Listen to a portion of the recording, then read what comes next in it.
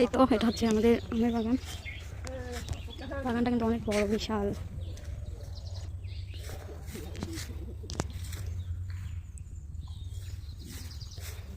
এইটা বড় বাগান, মোট 3টা বাগান আমাদের। এটা সবচেয়ে বড় এবং এটাতে অনেক অনেক আম হয়।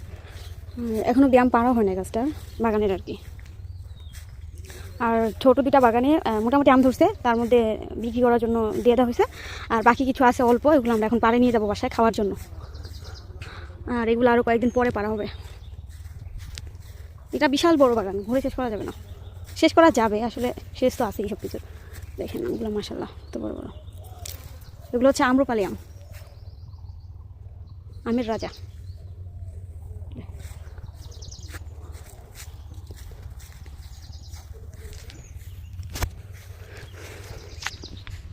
এগুলো কয়েকদিন পরে পাড়া হবে, তখন আবার আসবো। পাকে গেছে প্রায়, ওই যে হালকা হালকা লাল হয়ে আসছে। গাছ পাকা আমের মজা বেশি। এই তো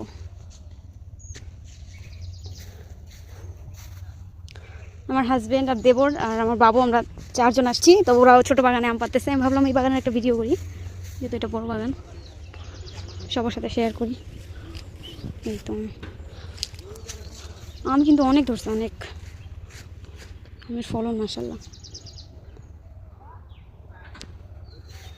এই তো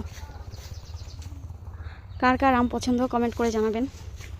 আর এই আমগুলো কিন্তু অনেকটাই পেঁপের মতো, মানে এত মিষ্টি এবং ভেতরে কোনো আঁশ নাই, আর কালারটা লাল টকটকা। কিন্তু আমাদের এদিকে তো আমের দাম কম একটু। এই দেখেন কত বড়।